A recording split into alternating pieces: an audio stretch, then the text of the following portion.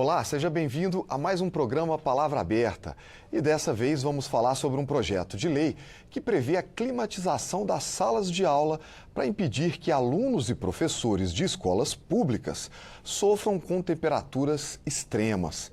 A proposta, que é de autoria do deputado Thiago Dimas, do Podemos de Tocantins, já foi aprovada pelas comissões de Minas e Energia e de Educação.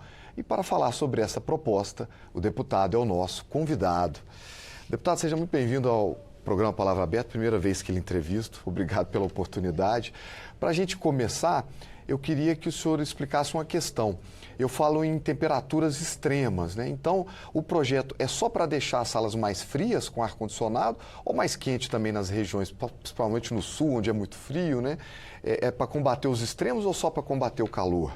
Bom, olá Marcelo, quero agradecer, a oportunidade de estar aqui no Palavra Aberta. Para mim é uma honra e uma satisfação estar retornando à Câmara dos Deputados e entregar resultados concretos, como já avançando na aprovação desse projeto de lei de minha autoria, que é muito relevante e trata não somente do calor ou necessariamente do frio, né? A gente trata e adequou para conforto térmico. Então existe um ambiente, melhor em termos de temperatura, que seja mais confortável, a temperatura aí confortável, em torno de 23, 25 graus. Então, a gente pretende dar, com este projeto de lei, possibilitar que haja um conforto térmico nas regiões quentes, que seja instalado equipamentos de ar-condicionado. E naquelas regiões mais frias, que possam ser instalados aquecedores. Essa é uma dificuldade de muitas escolas, e isso falta no projeto.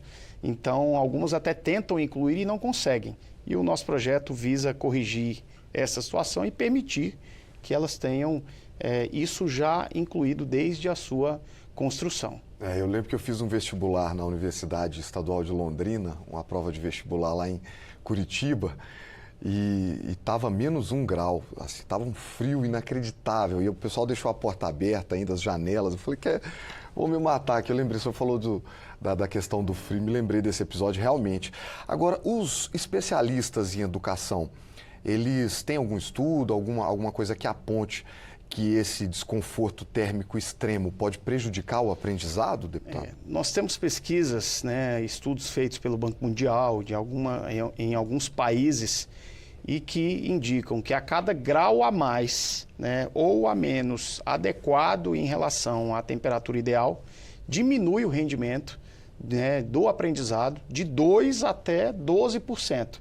Então, isso está diretamente relacionado à capacidade de aprendizado, não só das crianças, mas como no seu caso lá, prestando essa prova de vestibular. E, infelizmente, essa é uma realidade de muitas salas de aula no país. Nós temos só 33%, isso são dados do censo escolar de 2023, só 33% das salas de aula possuem algum tipo de equipamento de climatização. Então, esse é um equívoco, digamos assim, que este projeto de lei tenta reparar para a sociedade e principalmente para melhorar a educação do nosso país e também aqueles profissionais, os professores, os assistentes, que estão ali no dia a dia junto a essas crianças. Isso impacta tanto a capacidade de aprendizado quanto a deles de poder oferecer um ensino melhor.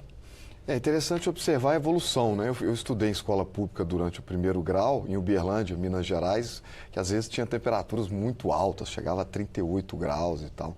E para a gente era um sonho. Falar em ar-condicionado era algo completamente improvável, a gente achava que era impossível ter um acesso a um negócio desse nível, E hoje 33% das escolas já têm, Se esse projeto virar lei, provavelmente esse número vai se expandir ainda mais rapidamente. Muito interessante. Agora eu queria falar com o senhor uma questão do custo, Porque a gente sabe que muitas escolas brasileiras trabalham com orçamento enforcado, Como é que nós vamos fazer para pagar essa conta? Bom, aí existe um fundo, que já tem uma previsão legal utilizado e vem sendo, então, ali arrecadado pelo próprio governo federal.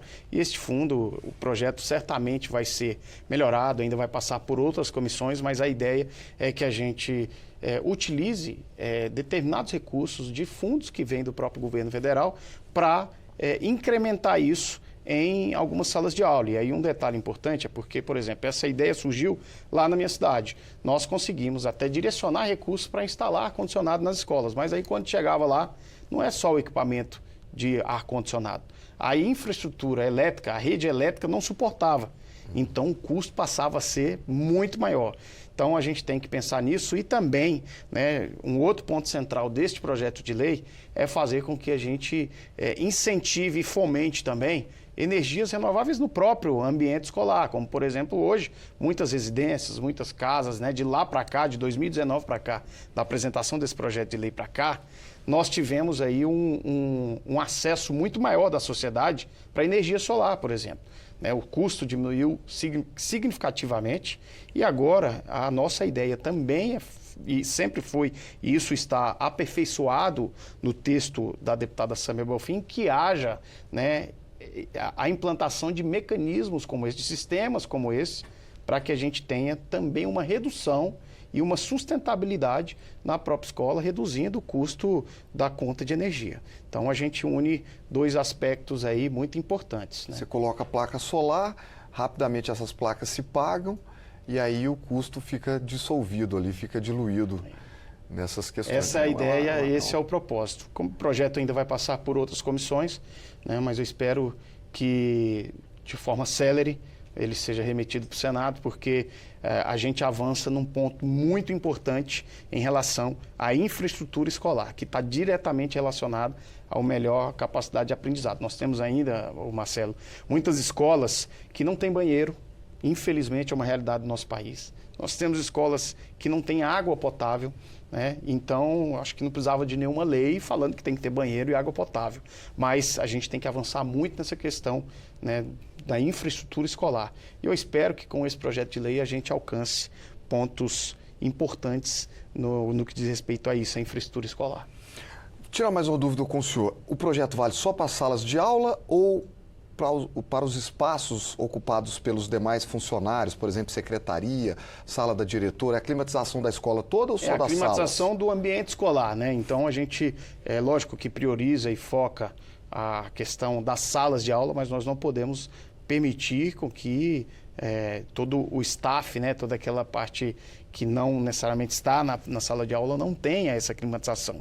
Então, o projeto tem que vir por inteiro, por completo, né, com toda a infraestrutura adequada para receber esses aparelhos e também com os próprios aparelhos. Essa é a nossa intenção. Uma questão também muito importante, a tramitação. Quer dizer, como é que o processo vai caminhar aqui dentro da casa, deputado? Passamos pela Comissão de Minas e Energia, agora foi aprovado recentemente na Comissão de Educação. E ambas as comissões sofreu pouca alteração, né? Poucas alterações, ele foi melhorado, né, modernizado em alguns pontos, principalmente nessa parte do que diz respeito às fontes, né, que serão utilizadas. E aí agora a gente passa pela CCJ e também primeiro pela CFT, Comissão de Finanças e Tributação, e depois pela Comissão de Constituição e Justiça. E aí, em caráter terminativo, espero que seja aprovado, estaremos trabalhando para isso. Terminativo, para quem não está familiarizado com o termo, não vai a plenário, né? Não aprovou vai, na comissão, exato, direto para o Senado.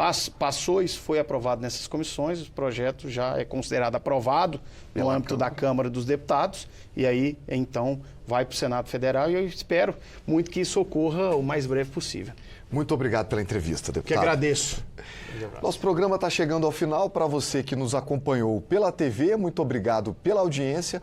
Já você que nos assistiu pelo YouTube, obrigado. Aproveite para se inscrever no nosso canal e até uma próxima oportunidade.